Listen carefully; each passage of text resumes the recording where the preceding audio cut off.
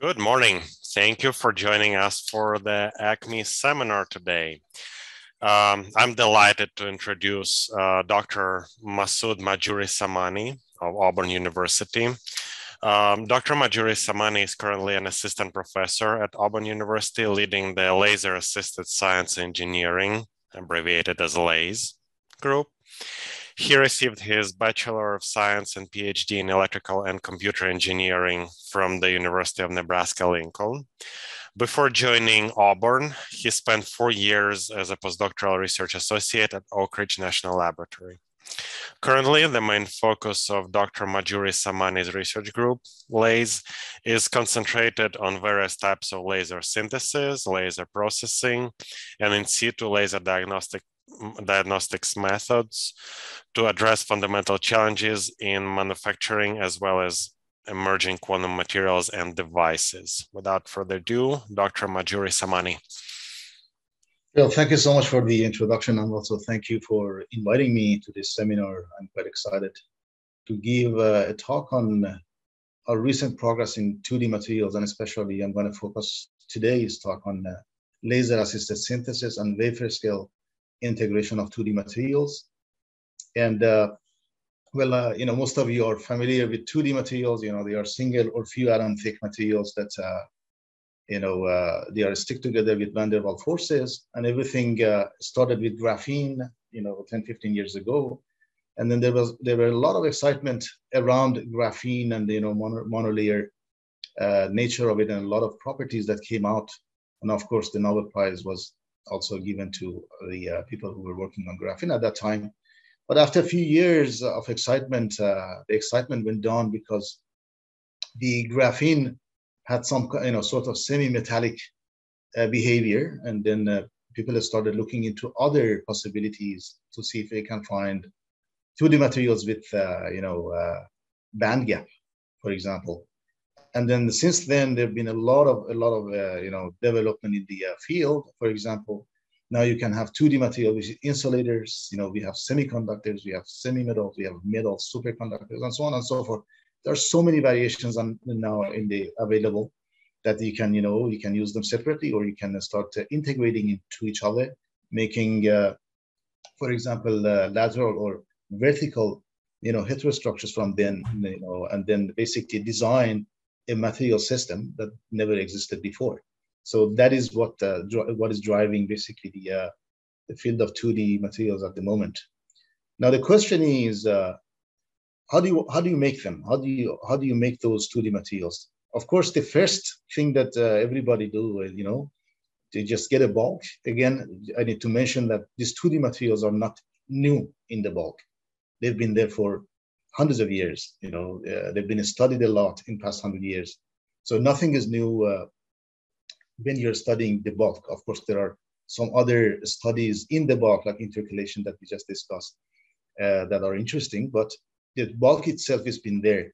So what they do, people take these things, and then the first thing they do to synthesize is Scotch tape, exfoliation. Very easy process, very cheap process, basically, to make a few layers here and there just to do some fundamental studies. But the problem is these are small flakes, good for studying fundamentals, but not as scalable, of course.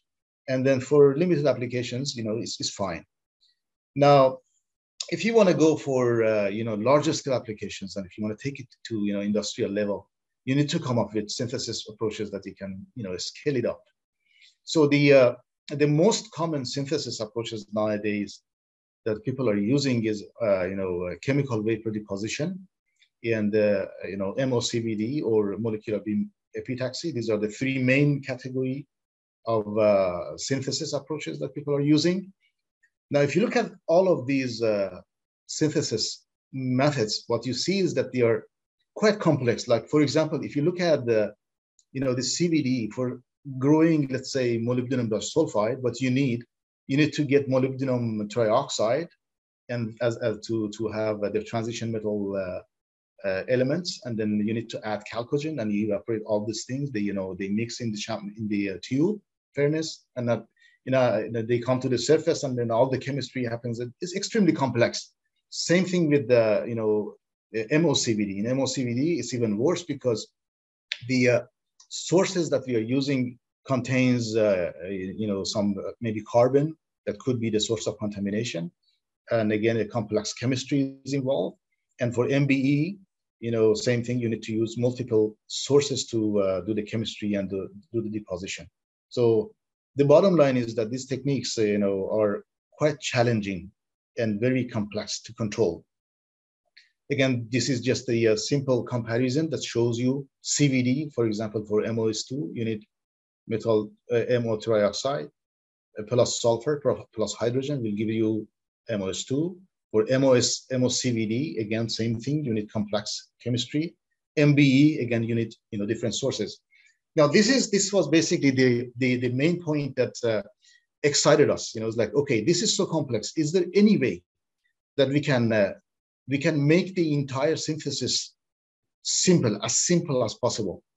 And then, for example, if you want to synthesize MX2, can we use MX2 powder or MX2 bulk to grow our MS2 from it? For example, if you want to grow molybdenum diselenide, can we directly use molybdenum diselenide bulk to grow molybdenum diselenide monolayer, and so on and so forth?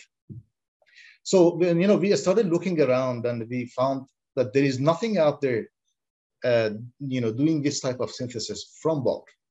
And then the reason that we noticed, was the obstacle, was the difference in evaporation and growth temperatures. Now, for example, if you look at MOS2, you can see that MOS2 powder evaporates at about 1200 degrees C, while MOS2 monolayer grows at about 800 degrees C, right? So that difference in the evaporation and growth temperature in the same furnace environment was making it almost impossible to synthesize 2D from its own parent. Now, of course, we are using lasers, and lasers, one of the biggest advantage of lasers is that you can do localized heating, you can do localized evaporation or ablation of the source material, and then you can do basically deposition on the nearby substrate. So basically what you can do, you can completely decouple the evaporation from the growth, even within the same growth environment. So taking that advantage into account, we designed 3 approaches. The first approach was we have a new method called laser-assisted vaporization and growth technique that uses 2D powder, stoichiometric powder.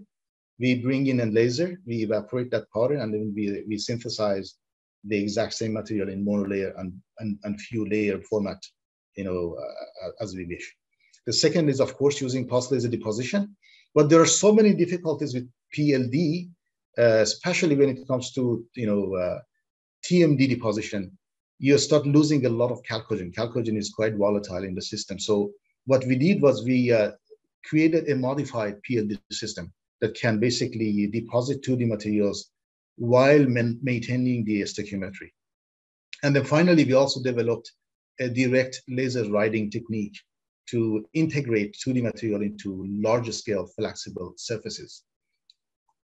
So just to go into more detail, here is the laser CVD that we do.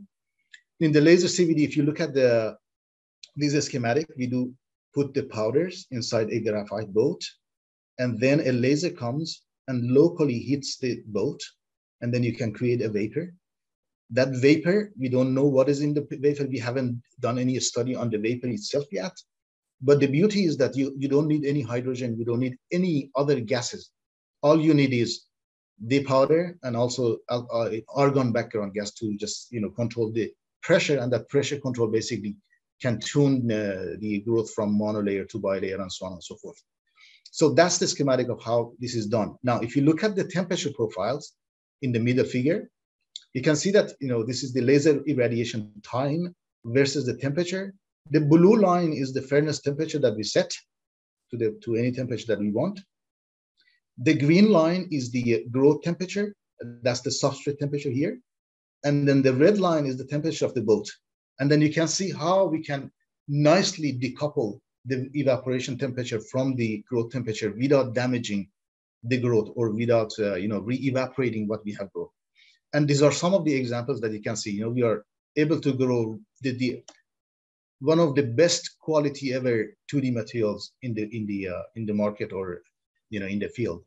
50 micron, 100 micron single crystal with excellent optical and electronic properties.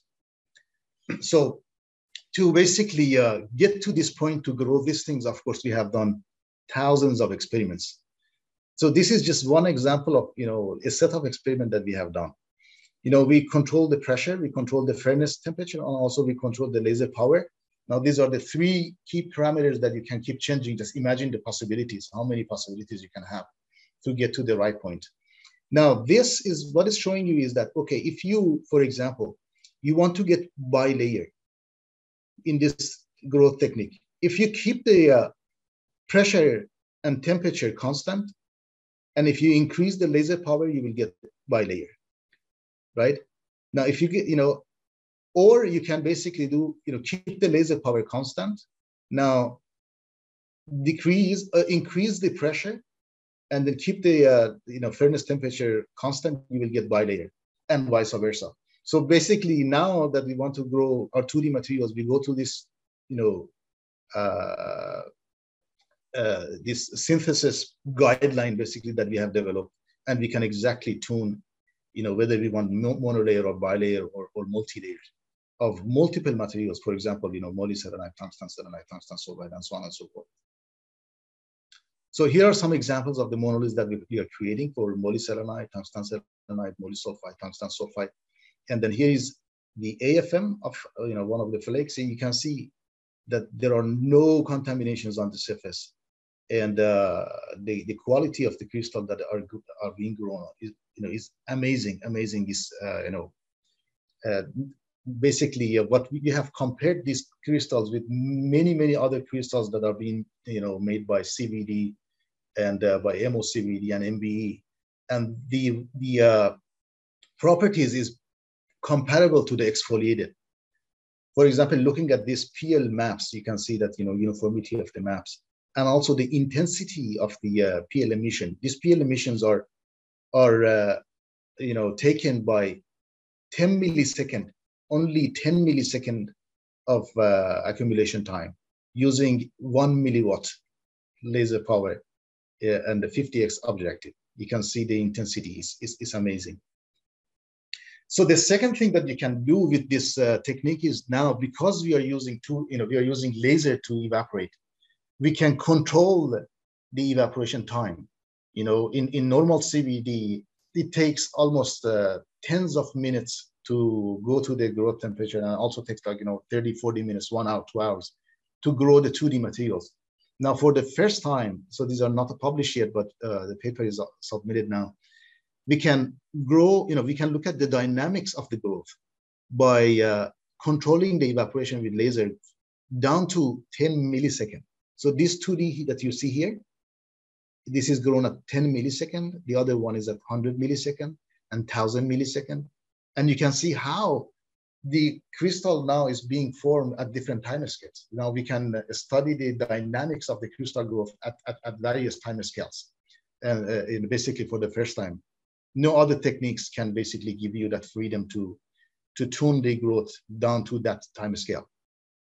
And also looking at the growth rate, we have the fastest growth rate ever reported.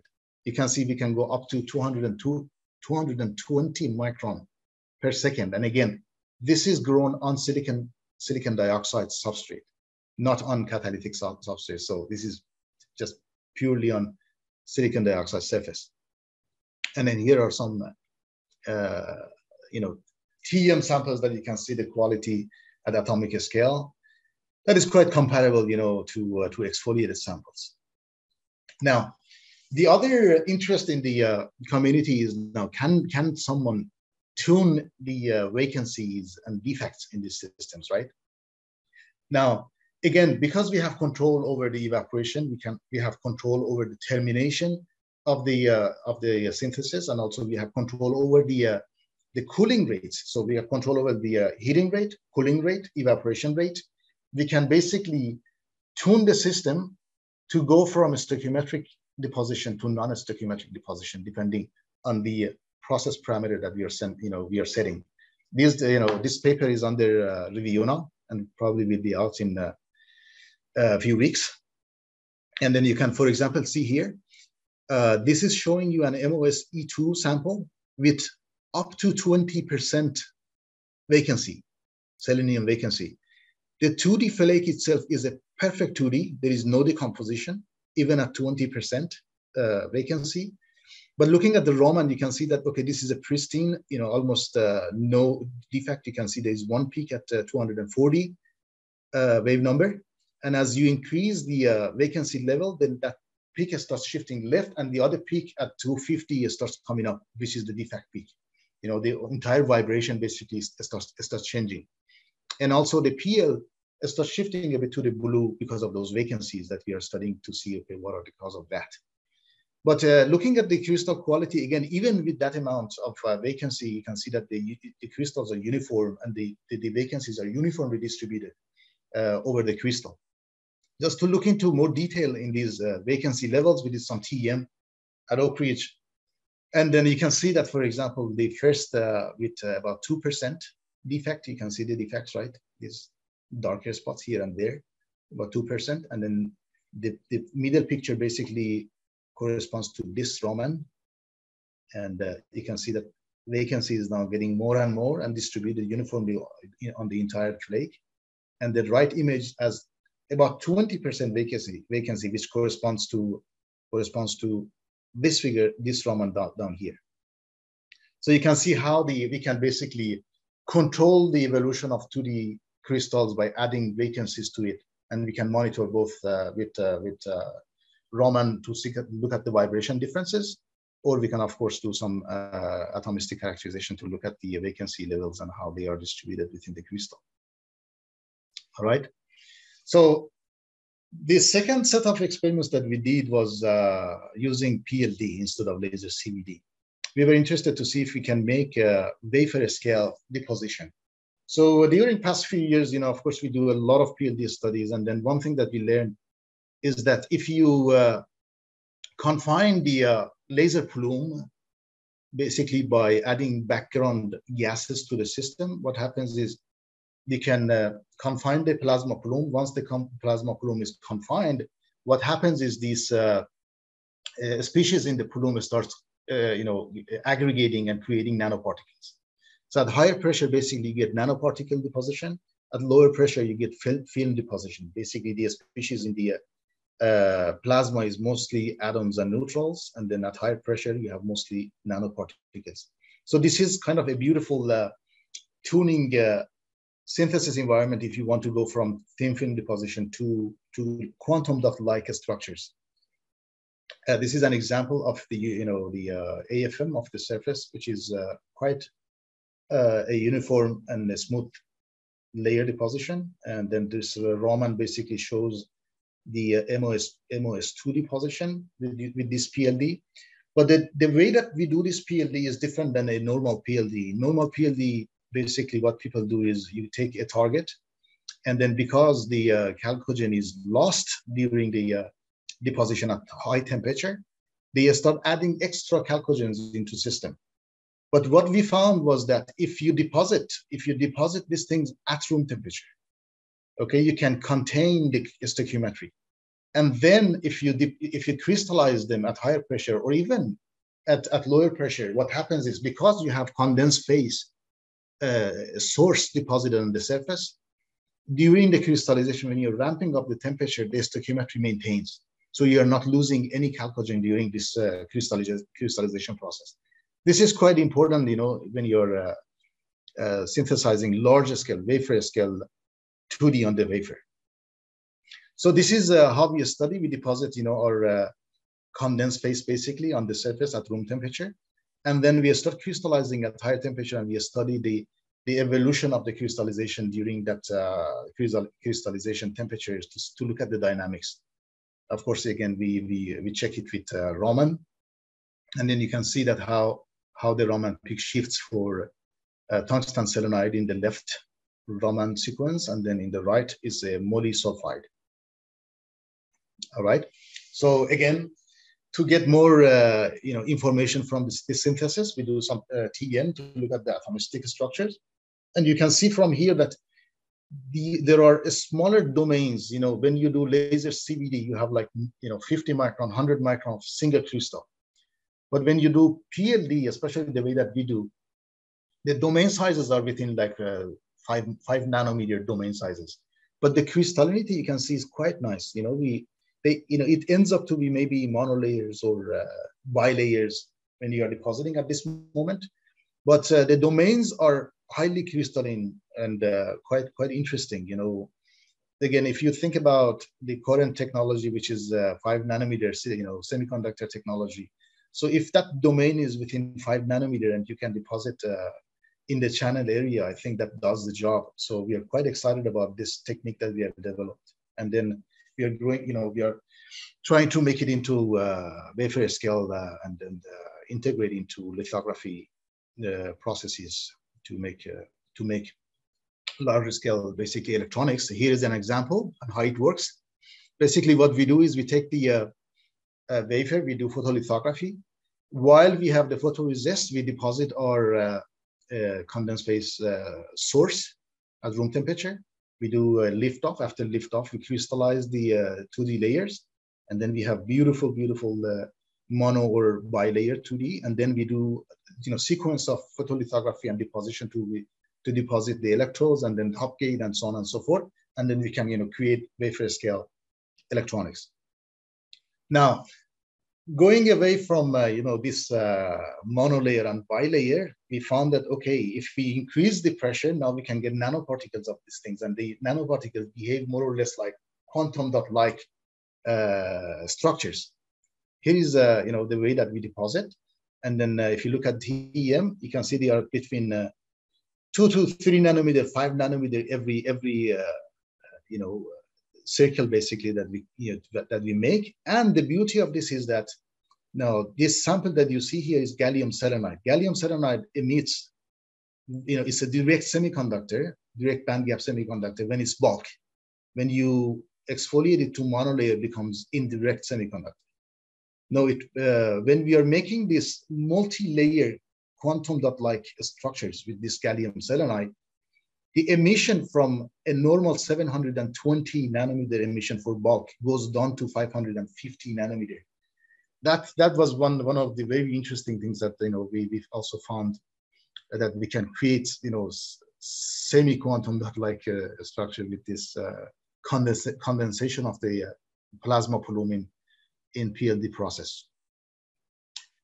Okay, now another thing that we also developed in the lab is direct laser crystallization and direct writing of 2D material.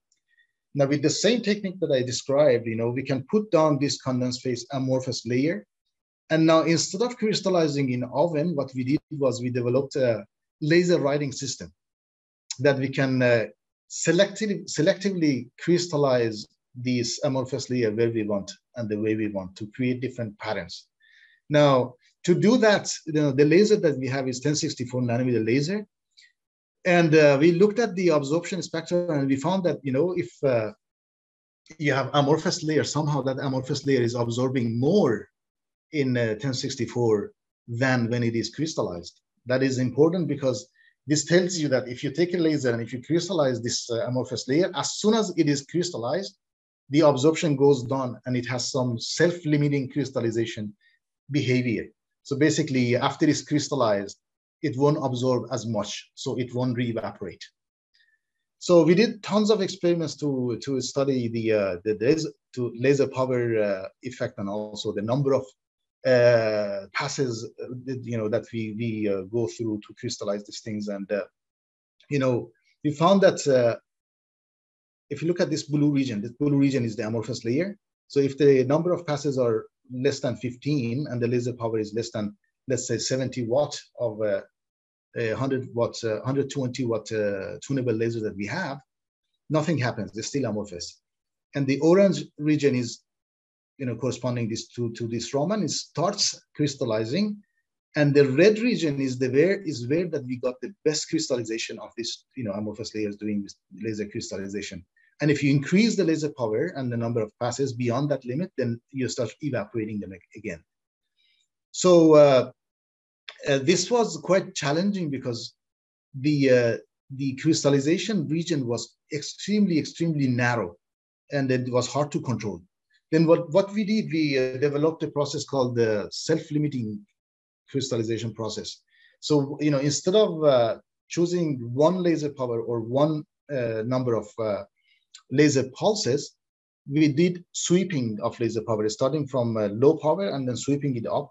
And as it crystallizes more and more, then that self-limiting kicks in, and the crystal becomes better and better, and then the absorption becomes less and less, and then you can crystallize basically a huge window of a crystallization region, and then it becomes less vulnerable to laser power after that certain crystallization dynamics that we go through. Here's an example.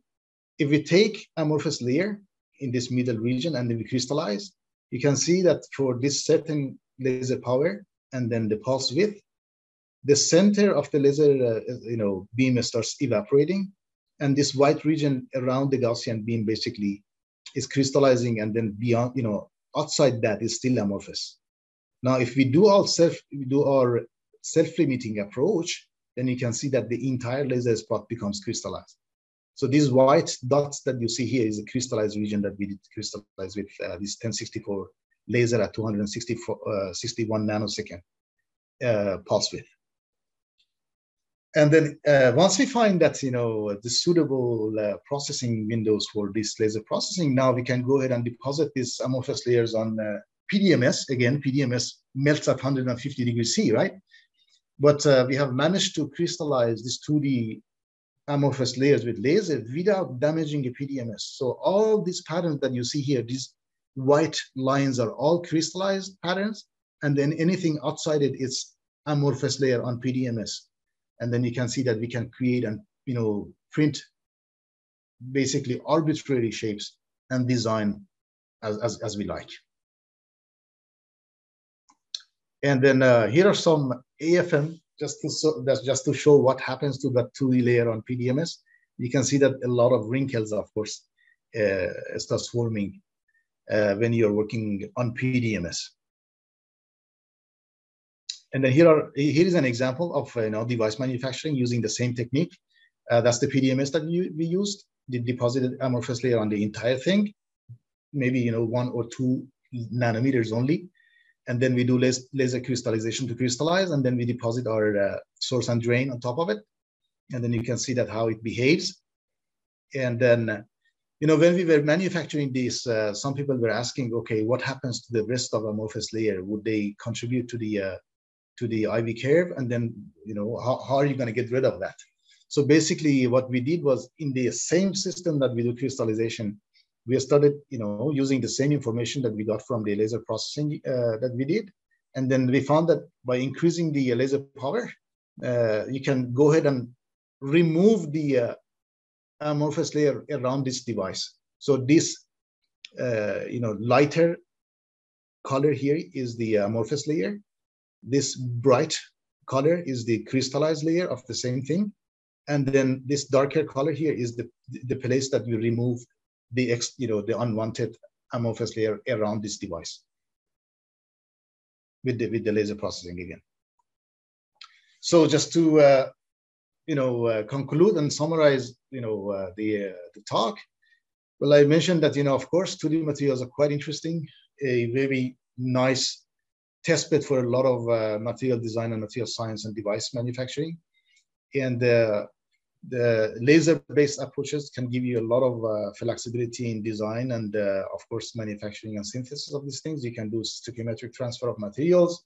You can do tunable material flux and digital delivery. You can do selective energy coupling, hybrid material deposition, spatiotemporal processing, and spatial temporal diagnostics, and then also tunable energy and power densities.